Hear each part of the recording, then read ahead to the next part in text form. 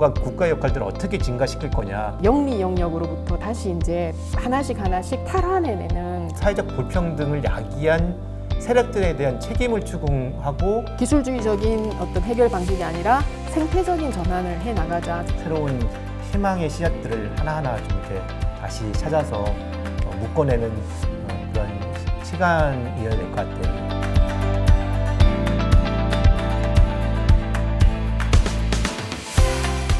선생님 네, 안녕하세요. 안녕하세요. 네, 네. 평화생명TV 기후정의 네. 한재가 곱하기 최여정. 네. 네, 서로 묻고 서로 답해온 시간 네네. 이제 네 번째 네 번째네요. 시간입니다. 예. 이번 시간에는 그럼 어떻게 하면은 이제 우리는 그런 방식이 아니라 어떤 식으로 이제 전환을 해야 되는가에 대해서 네네. 대안을 좀 선생님과 함께 이야기를 해보려고 네네네. 합니다. 일단 간단하게 뭐 그린 뉴딜 네. 탄소 중립도 잠깐 언급해 주시고 네. 그 다음에 차례로 시장주의적 대안이 아닌 비시장주의적인 방법, 기술주의적 대안이 아닌 그 생태적 전환을 어떻게 할 것인지, 성장이 네. 아닌 탈성장의 길을 어떻게 갈 것인지 좀 살펴보기로 할게요. 네, 그렇죠. 요즘 그린 뉴딜 빼고 혹은 탄소 중립 빼고 이 기후 위기에 대해서 얘기하기 사실 어렵죠. 네. 어렵는데 특히 그린 뉴딜은 전 세계적인 그 유행어 같은 게 된 거죠. 근데 어떻게 보면 한국에서 그린 뉴딜은 뭐랄까요? 귤이 해수를 넘으면 탱자가 된 예. 전형적인 그런 모습인 것 같습니다. 저는 배달 사고라고 표현합니다. 배달 사고, 네 그렇군요. 배달 사고. 예, 배달업자들이 정말 네. 농간지를 왔는데 당겨왔어. 네. 네, 그죠? 네. 근데 정말 우리가 그린 뉴딜이라는 것이 되게 주목을 받았던 건 특히 최근 들어왔던 건 미국에서 버니 샌더스 이런 사람들이 사실 그린 뉴딜을 얘기한 거에 우리가 상당히 호응하고 네. 저런 식으로 해야 되는구나. 네.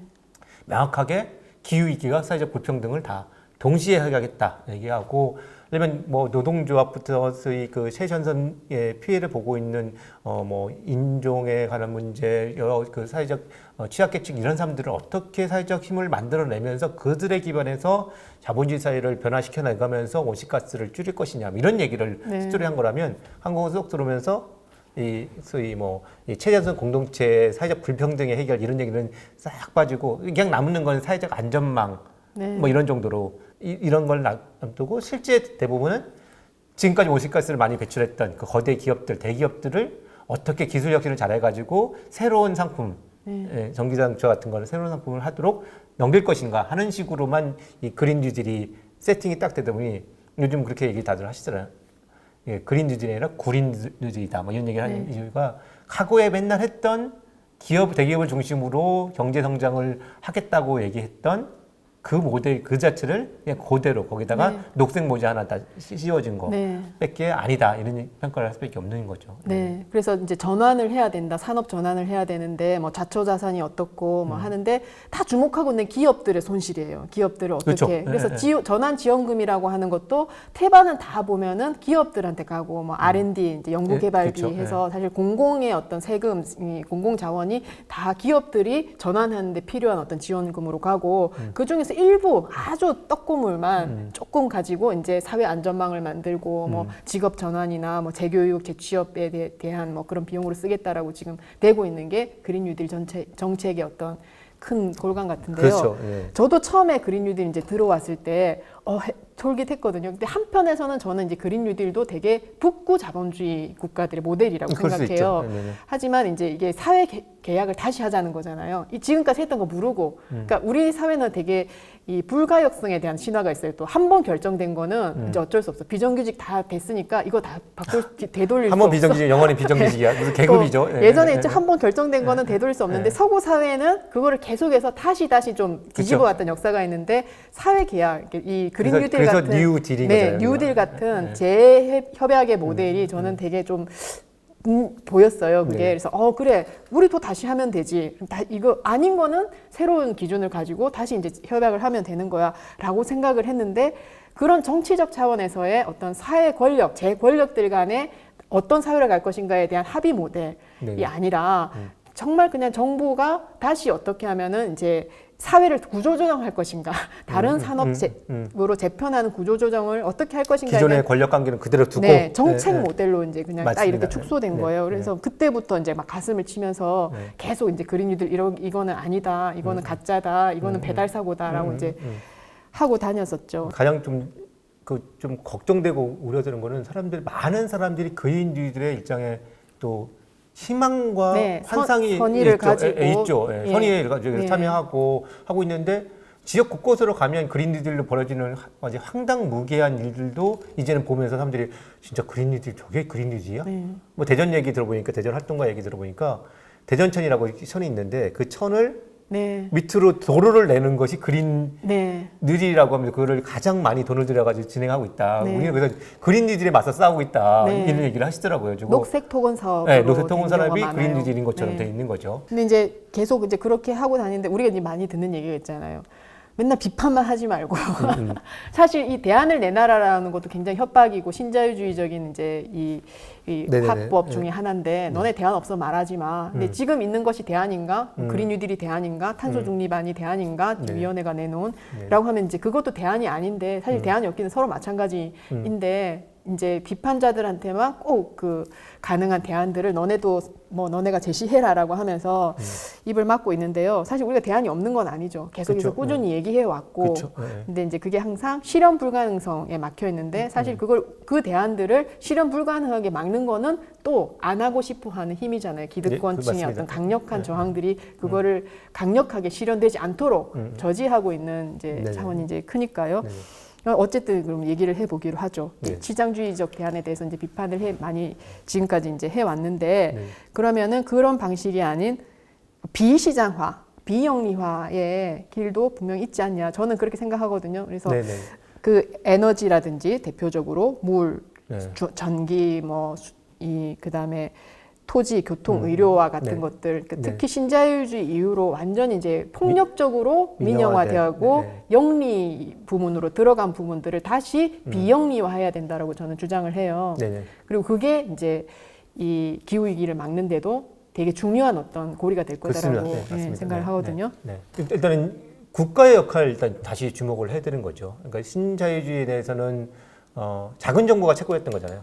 네. 기업 활동하고 뭐 하는 것이 다 풀어지고 국가가 규제, 특히 뭐 민영화도 마찬가지 맥락이지만 규제 다 풀어라. 쓸데없이 정부가 뭐 알지도 못하면서 시장에도 모르면서 이렇게 규제하는 게 그 기업의 활력을 저기 없애는 거, 시장을 뭐 죽이는 거다 이런 얘기를 하면서 국가의 규제, 국가한테 물론 안 하는 얘기를 한 거잖아요. 뭐 이런 건데 사실 이 코로나 딱 직면하니까 코로나 우리나라도 마찬가지입니다만 그 코로나 딱 벌어지니까 이 상황에서 마스크를 시장이 공급 못한다는 게 드러났잖아요. 네. 국가가 나설 수밖에 없는 거고 뭐 백신도 마찬가지고 사실 국가의 역할들을 배제하고는 이 위기를 해결할 수 없다는 것이 너무 명확하지. 근데 공공의료원이 또 다 그쵸? 지금 수습하고 있고 네. 네. 지금 가장 강력한 요구 중에 하나가 공공의료를 확충하라 이런 얘기인 거지 않습니까? 그러면 국가의 역할들을 다시 부각시켜야 되는 거죠. 다만 걱정은 있습니다. 현재 우리나라의 국가라는 거는 시장하고 정말 밀접해서 시장을 도와주기 위해서 그것이 최선이라 생각하는 관료가 장악한 국가이다 보니 국가의 역할을 이렇게 강조한다고 해도 그것도 좀 의심스러운 측면도 존재하는 거죠. 네. 네. 그렇기 때문에 국가의 민주화 이런 것들을 전제로 하는 걸 전제로 하겠지만은 공공과 국가의 역할들을 어떻게 증가시킬 거냐. 당연히 지금 민영화가 일부 시작되고 있는 그 에너지 산업들에 대한 문제, 교통도 사실은 상당히 있는 거죠. 며칠 전에 SRT와 그 KTX 사이에 왜 그거 분화시켜가 민영화시키는 방식이 됐는지 이런 것들을 문제점들이 다 나오지 않습니까? 네, 그런 것들 때문에 공공 서비스가 오히려 줄어드는 이런 문제도 지적하고 있고 등등등 우리의 기본적인 인프라, 기본적 서비스 자체가 어떻게 공공들의 역할들을 통해서 국가의 역할을 통해서 그걸 강화할 거냐 이 문제가 하나 크게 있을 것 같고요. 또 하나는 아까 이제 국가에 대한 좀 일정한 그 견제와 걱정이 있는 것처럼 시민들의 자발적인 노력, 지역 그리고 공동체 이런 거에 기반을 한 국가 관료에게 다 귀속되지 않는 방식의 우리의 커먼즈를 만드는 방식의 접근.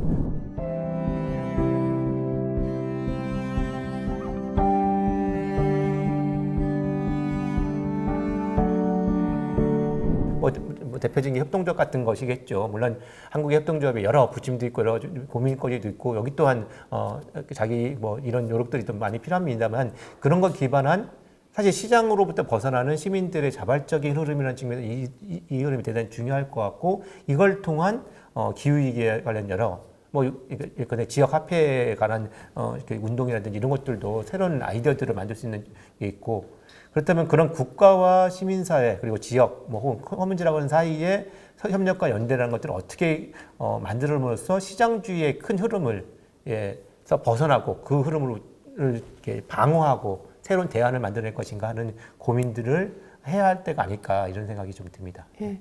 얼마 전에 이제 뉴스에서 알려진 게 이제 독일 같은 경우에 부동산 대기업이 소유한 그렇죠. 임대주택들을 국유화하는 주택 몰수법안을 이 베를린에서 벌어진 일이죠. 했고 그리고 이제 주민투표가 이제 시작이 됐어요. 그다음에 독일도 이제 그 유럽의 에너지 자유화 이후에 되게 많이 이제 민간 그 영리 기업들로 에너지 기업들로 넘어갔는데 그게 지역별로 다시 재공공화하는 그런 운동도 일어나고 뭐 있고요. 그러니까 얼마 뭐 등록금도 다시 이제 생겼다가 독일 같은 경우에 다시 이제 이 무상등록금을 만들기도 했고 그런 사례들이 뭐 독일뿐만이 아니라 전 세계적으로 곳곳에서 사회 운동을 통해서 일어나고 있고 얼마든지 이제 실현 가능한 일이기도 하고 맞습니다. 사실 이제 그런 것들을 이제 또 이 벤치마킹이라는 용어는 좋아하지 않지만 어쨌든 서로 이제 배울 수 있다는 그렇죠. 사실 그런 사례들을 가지고 이제 우리도 접목시켜서 배워야 되는데 들어오는 사례는 좋은 것도 아까 말씀하셨듯이 이상하게 이제 와가지고 그런 것들은 다 탈색시켜 버리고 껍데기만 남겨서 이제 하는 그렇죠. 이제 그런 방식이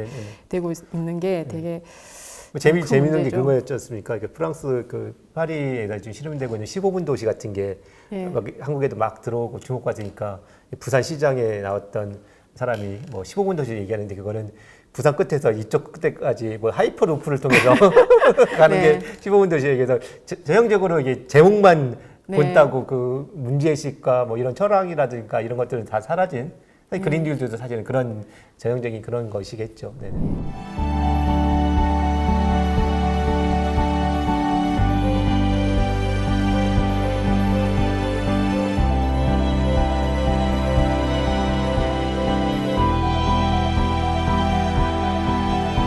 그래서 저는 이제 이 시장 권력을 바꾸는 것이 이제 비시장적인 대안, 이제 어떤 중요한 전환의 길에서의 원칙이어야 된다고 생각을 해요. 아까 이제 파리 말씀하셔서 이제 생각이 났는데 파리 시장이 이제 자동차 도로 뭐 그 속도를 줄이고 그다음에 주차장을 없애고 자전거 도로를 이제 계속 확충하고 이거 많이 소개되잖아요. 파리 시장이 사회주의자라는 거는 딱 빼놓고 그렇죠. 있는 거. 그다음에 뭐 노르웨이 오슬로에 이제 4차선 도로가 되게 화제가 된 적이 있어요. 그 도로가 4차선인데 1차선은 트램 전차, 한 차선은 또 버스, 한 차선은 자전거, 승용차에 딱 한 차선만 주는 거예요. 근데 우리는 이렇게 할 수 없냐? 막 이제 또 많은 사람들이 그 얘기를 했거든요. 사실 우리가 그런 도시 계획을 설계할 수가 없어서 그런가? 그런 기술이 없어서 그런가? 그렇지는 않다고 봐요. 저는 이제 그런 공간 배분에는 사실 사회적 권력 관계의 배분이 반영되어 있다고 보거든요. 그러니까 4분의 1을 트램 타는 사람이 4분의 1이 국회의석을 차지하고 있는 거고 점유하고 있는 거고 또는 그걸 반영할 수밖에 없게끔 이제 정치 구조가 그렇게 되어 있는 거고 또 4분의 1의 자전거 타는 사람, 4분의 1의 버스 타는 사람들이 맞습니다. 사실은 이제 이 권력 구조 안에서 그런 영향력을 행사할 수 있기 때문에 그런 도로가 나오는 거라고 생각해요. 근데 그 구조를 바꾸지 않고 시장 권력에 다 주도권을 준 상태에서 도로를 내놔라, 15분 도시를 내놔라 하면은 발상이 이제 그렇게밖에 안 되는 구조고 지하에 도로를 판다거나 이런 식으로 이제 나오는 것이어서 반드시 이 비시장화 또는 그 영리 영역으로부터 다시 이제 하나씩 탈환해내는 그런 전환을 모색해야 된다라는 생각이 들고 그거는 이미 다른 곳에서 실현하고 있기도 하고 우리도 얼마든지 가능하다라는 거를 꼭 좀 우리 스스로를 믿었으면 좋겠고 그렇게 싸워 나왔으면 좋겠고 그다음에 이제 기술주의적인 또 대안에 대해서 비판할 때 많은 사람들이 왜 그렇게 기술을 반대하느냐 러다이트주의자 저는 뭐 이제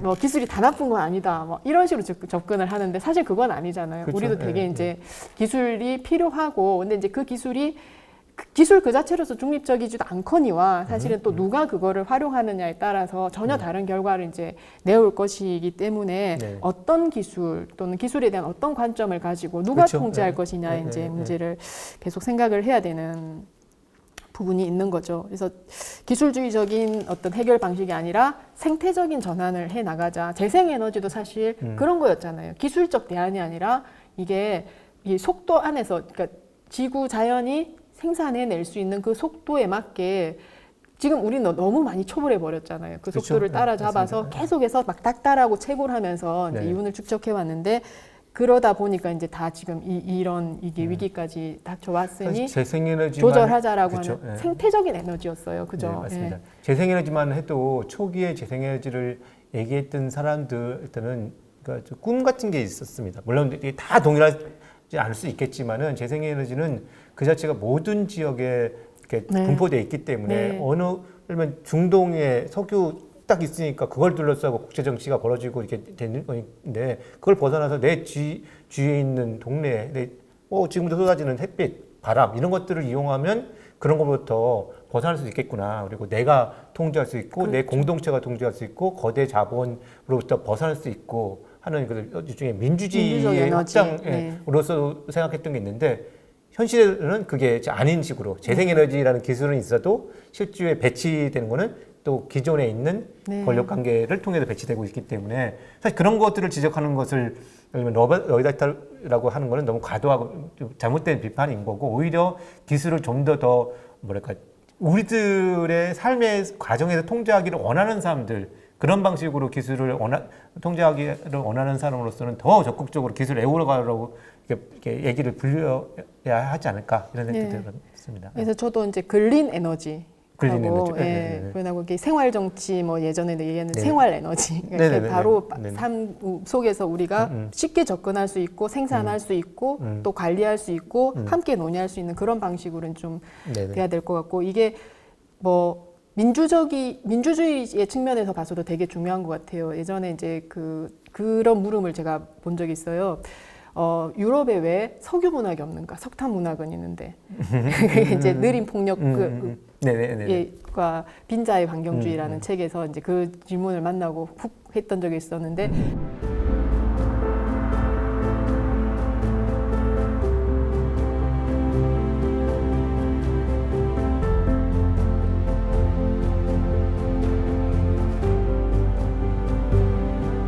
사실 그게 에너지원이라고 하는 것이 수자원도 마찬가지고 나의 삶에서 이제 멀어져서 비가시화되고 어떻게 생산되는지가 전혀 이제 보이지 않게 차단되면서 우리가 그렇죠. 무한히 그냥 막 착취해서 쓰는 것에 대해서 사실 감각이 없어지는 거잖아요. 그렇죠. 근데 이제 이게 가까이서 이제 또 변제될 경우에는 그거에 대한 감각이 생긴단 말이에요. 지금 우리 동네에 물이 마르고 있다라고 하는 것이 보이고 또는 뭐 기후에 대해서도 마찬가지로 더 체감을 할 거 아니에요. 이제 뭐 언제든지 틀면 나오는 물, 키면 나오는 불이 아니라 그렇죠. 이거는 좀 아껴 써야 되겠다라는 식으로 바로바로 이제 삶에 직결이 될 거라서 저는 글린 에너지가 되게 맞아요. 중요한 네, 이제 그렇습니다. 그런 생각이 들고 그래서 이제 이런 기술적 전환, 그러니까 음. 대자본이 주도하는 시장에서의 어떤 상품화된 기술 전환이 아니라 이 생태적인 관점에서 생태적 전환을 할 수 있게 보조해주는 또 도움이 되는 그런 기술들을 우리는 계속해서 개발해야 되고 또 이제 그런 과학자들이 또 필요한 거죠 지금.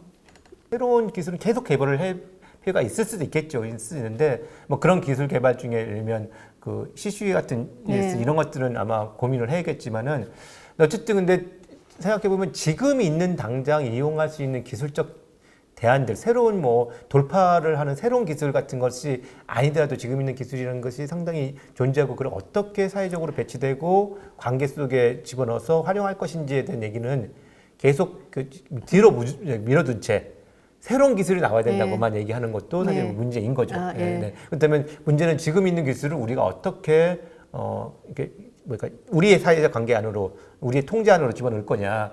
그런데 지금 여기 하고 있는 우리 그 평화 동산의 뒤에 지금 태양광이 쭉 네, 네. 배치돼 있죠. 이 배치된 곳으로 이 그 전체 에너지의 한 70~80%를 공급하고 있다고 네. 들었습니다.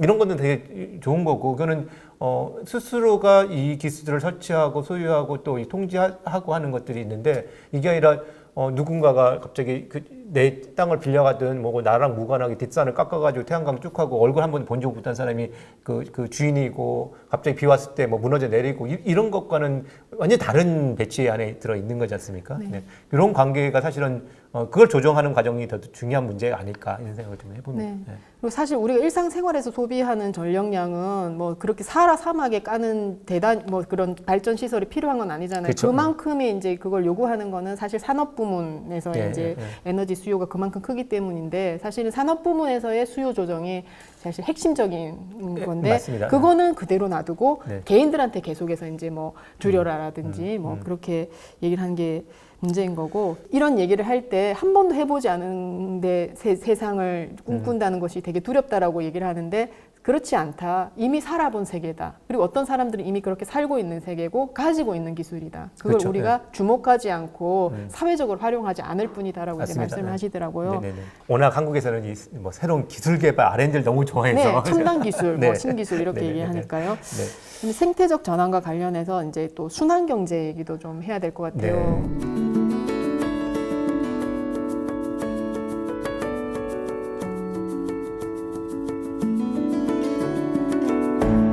이런 지적을 얘기하니까 또 이제 그거에 대한 뭐 대책으로 그래서 이제 순환 경제를 하자라고 네네. 하면서 이제 자원 순환 얘기도 하고 뭐 하는데 자연순환만큼 사람들 스트레스 주는 게 없죠.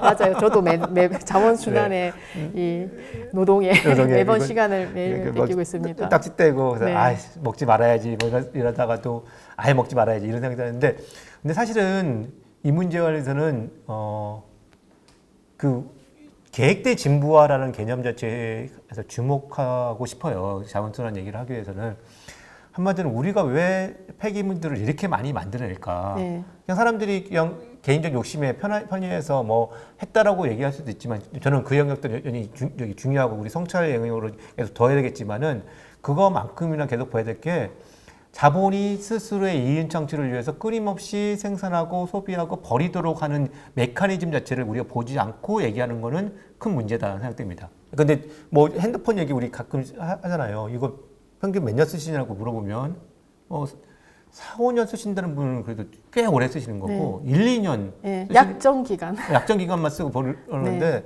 사실 이 안에 엄청난 희귀 금속부터 해서 엄청 비싸기도 비싸죠. 비싼데 네. 이거를 또 그 금융적 방식으로 이게 값 안 내는 것처럼 생각해가지고 사람들 시선에 벗어버리는 거지만은 물질적인 과정을 보면 이걸 만드는 과정에서 희귀 금속들 엄청나게 많이 들고 이거 폐기 어떻게 할 것이냐 문제 되게 중요한 쟁점들이 있는데 근데 이걸 왜 1, 2년 안에 이거를 왜 바꾸냐? 이 기기가 기능이 부족해서요? 끊임없이 부족하게 만든다는 게 계획된 진부화의 네. 목표인 거죠. 예를 들면 새로운 상품 무슨 웹 하나 만들었는데 여기서 안 돌아가. 근데 그전에 그거 없으면 세상 못 사는 게 아니라 이렇게 했는데 그거 안 돌아간다고 이걸 바꿔가지고 새로운 기기를 사도록 만들고 심지어는 4, 5년 지나선 고장나도록 그러니까 이게 내구성을 높이지 않는 방식으로 하고 네. 그리고 뭐 이런 경우 같은 수리도 잘 안 되는 네. 시스템을 만들지 않습니까? 이런 방식 때문에 끊임없이 새롭게 생산하고 일부 소비하다가 버리도록 하는 이 메커니즘 이게 사실 이게 자본주의 이윤 추구하는 아주 전형적인 그 메커니즘인데 이 문제에 대해서 바라보지 않고 자연순환을 얘기한다라는 것 자체는 사실은 상당히 뭐랄까요 되게 중요한 얘기를 빼놓고 하는 네. 그런 영역이지 않을까 싶습니다. 네. 그래서 오히려 이제 그 생산 비용을 줄이는 방식으로 순환 경제가 얘기가 되기도 하고요. 그 조달하는 뭐 그 원가를 낮춰가지고, 네네. 그러니까 결국은 어쨌든지 간에 자본 축적의 어떤 이 이윤 동기를 계속 이제 강화시켜주는 방식으로 네네. 유도를 해내고 네. 있는 거예요. 저 예전에 이제 쓰레기에 대해서 칼럼을 쓰다가 한번 찾아본 적이 있어요. 문득 궁금해져가지고 네네. 옛날에 그 많은 공중전화하고 이 전화기는 다 어디로 갔을까? 어디인가 있던데요? 쌓여 있더라고요. 네네네. 그러니까 우리가 뭔가 신기술로 이걸 개발하는 데는 엄청난 속도로 또 엄청난 시장을 통해서 이제 확산되어 가는데 폐기의 기술이 놀랍게도 없는 거예요. 그러니까 분해하고 폐기하고 그걸 재활용, 재사용할 수 있는 거에 대해서는 기술 개발을 안 하는 거예요. 그 왜 돈이 안 되니까 그거는. 그래서 뒤로는 엄청나게 이제 쓰레기가 쌓여 있는 그냥 거죠. 예, 쌓여 있는 거예요. 그러니까 핵 폐기물처럼 네. 아무 대책 없이 그냥 이제 쌓아놓고 있는데 이와 관련해서 이제 얼마 전에 또 흥미로운 얘기를 들었어요. 그래서 수리권.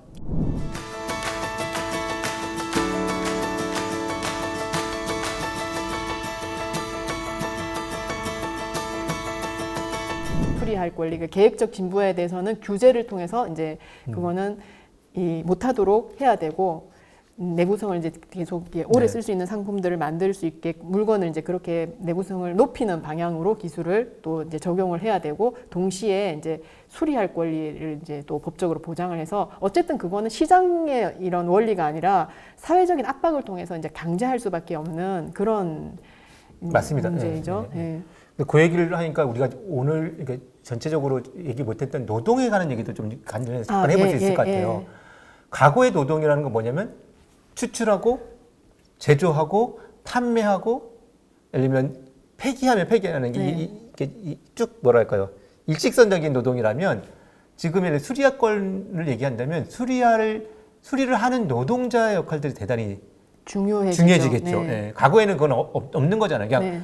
수리하는 것보다 버리고 새로 하고 노동자들도 그냥 채굴하고 제조하는 데 배치할 뿐이지 판매하는 데 배치하지 고치는 거에 대한 노동을 되게 하더라도 상당히 그거는 낮은 노동을 취급하고 비공식 노동에 취급하는데 이게 사실은 이 수리할 권리를 한다면 우리가 그 물건을 계속 오래 사용한다면 동네 곳곳에서 수리를 받는 노동자들이 영역들이 샵이 생기게 되고 그 사람들도 상당히 또 이게 좋은 대우를 받고 등등 하는 식으로 맡게 돼서 노동자들의 노동하는 무엇을 노동할 것인가의 얘기도 상당히 바뀔 수 있는 영역일 거라고 생각됩니다. 네, 그래서 저는 그게 이제 어떤 그 노동 소외나 그 생산물에 대한 어떤 관계 맺는 방식 관점도 좀 전환시킬 거라는 생각이 들어요.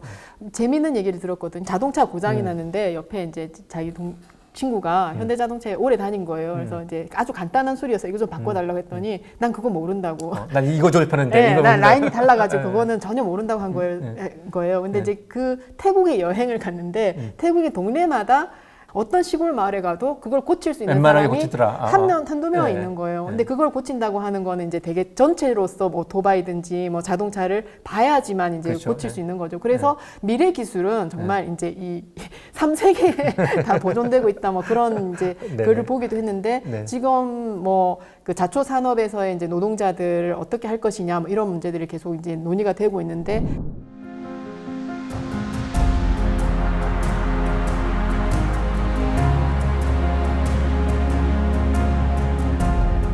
나오는 얘기는 계속 뭐 재취업하고 재교육 이런 분야고 그게 이제 그냥 영역을 옮기는 거잖아요. 아까 그 라인처럼 이 라인에 있던 노동자들이 이 라인이 이제 폐쇄가 되고 철거되니까 다른 라인으로 옮기는 그런 방식으로 이제 이 고안이 되고 있는데 저는 이제 이 수리권 같은 경우에 돌봄 노동자, 필수 노동자처럼 되게 사회적인 필수 노동으로 인정을 하고 또 이제 그 이 영역을 이제 사회적 경제라는 말도 쓰면 안 되는지 좀 조심해서 써야 될 것 같은데 어쨌든 그 부분에 이 필수 노동자들을 많이 이제 확보해 내면서 숙련과 또는 노동의 주권에 대해서도 다시 회복할 수 있는 그런 좀 계기로 삼았으면 좋겠다는 생각이 들거든요.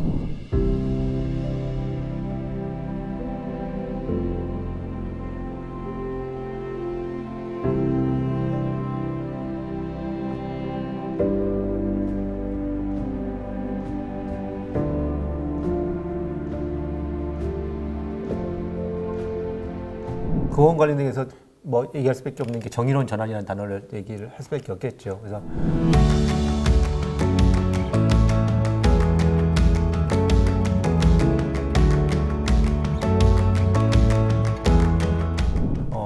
우선 시작점은 노동자들로부터 시작된 얘기니까 이게 노동자들이 자신이 그 고용되어 있는 산업 자체가 오염 산업이고 문제가 있는 산업인데 근데 그걸 안다 하더라도 거기에서 저희가 해고가 되면 일자리 잃으면 생존의 위협을 받으니까 불가피하게 거기에 벌모처럼 붙잡혀 있는 상황이 되는 거에서 우리는 더 나은 노동을 하고 싶다라고 얘기하면서 우리 전환할 수 있게 지원을 해라. 이런 게 정의로운 전환의 핵심이란다면 사실 그게 지금 정말 다 필요한 일이죠. 예를 들면 철강, 자동차, 석유화학 등등 발전소 등등의 노동을 하고 있는 노동자들 입장에 보면 그런 고민들을 하세요. 인터뷰를 해보면 특히 발전소에 보면 나는 그동안 산업 역군이었다.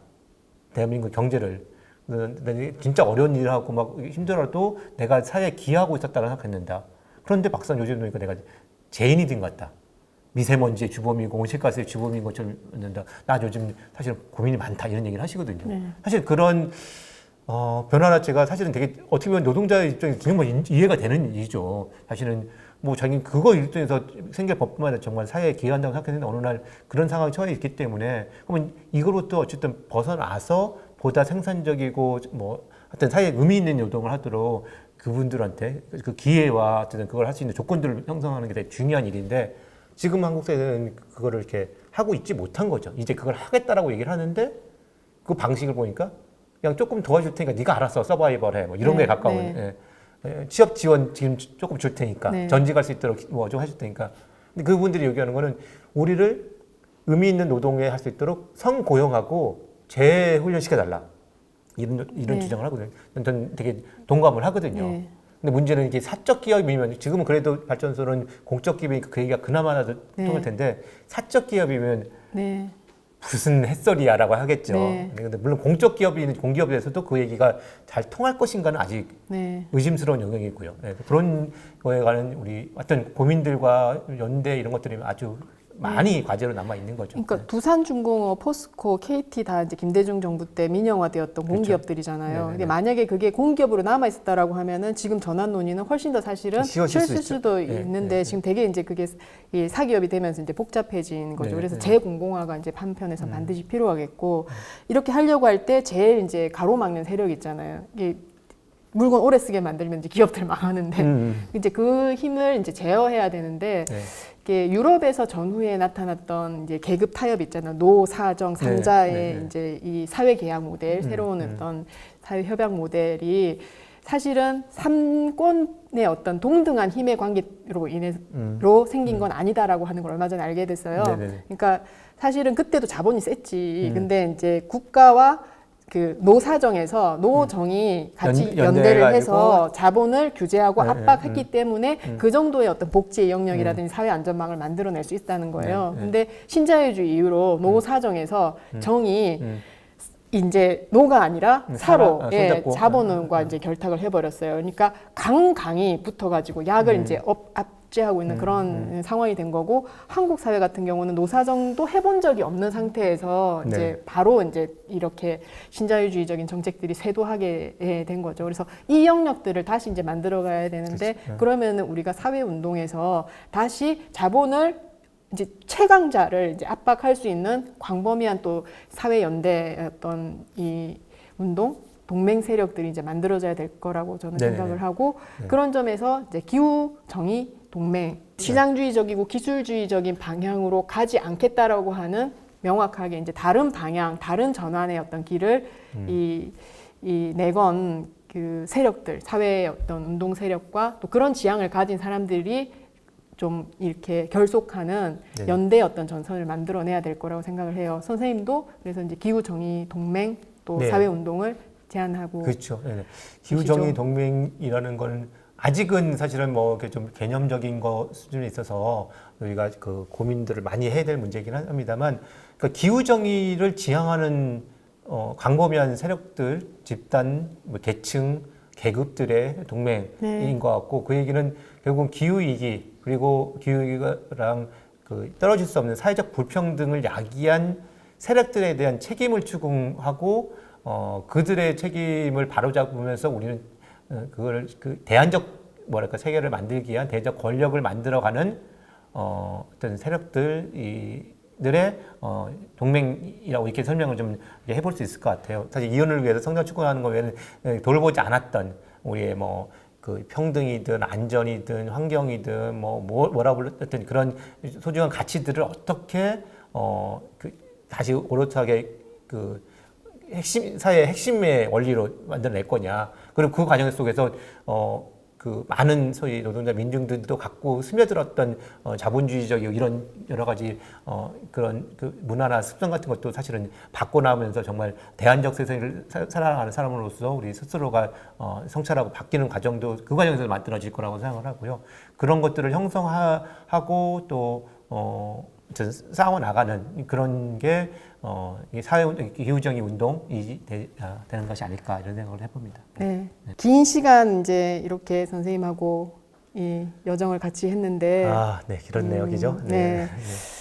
어쨌든 저는 뭐 정직한 절망도 필요하고 그럼에도 불구하고 이제 또 희망을 놓치지 말아야 될 거란 생각이 들어요. 그래서 그건 실현 가능하지 않아 라고 하는 협박에 지지 말고 오히려 우리가 꿈꾸는 세상을 불가능하도록 저지하고 있는 세력과 계속 또 맞서 싸우면서 네네. 상상과 도전을 멈추지 말자라고 말씀드리고 싶어요. 네. 선생님도 마지막으로 네. 예. 선생님 말씀하셨던 정직한 절망, 예, 그 마음이 딱 기억이 남네요. 예. 지금은 진짜 정직한 절망을 버티는, 그거를 인정하고 버티는 시간들을 보내면서 새로운 희망의 씨앗들을 하나하나 좀 이렇게 다시 찾아서 묶어내는 그런 시간이어야 될 것 같아요. 그 시간들을 우리가 잘 버텨낸다면 아마 뭐 그게 1년 후일지 2년 후일지, 물론 우리한테 남은 시간이 많지 않다라고 생각을 해서 좀 걱정입니다만, 그 시간이 지나고 나서는 또 좀 다른 위치에서, 예컨대 기후정의 동맹이 가시화되고 우리가 얼마나 그 기업들과 잘 싸우고 있는지 이런 거를 두고 얘기할 수 있는 시간이 오면 좋겠네요. 네. 내일 지구가 망한다고 해도 농민들이 오늘은 씨앗을 뿌리잖아요. 네네네네. 우리의 운동도 그렇게 씨앗을 뿌려 나갔으면 네. 네, 좋겠습니다. 포기하지 말자고 말씀을 드리면서 네네. 이제 마치겠습니다. 지금까지 네. 한재각. 최효정이었습니다. 네, 감사합니다. 감사합니다.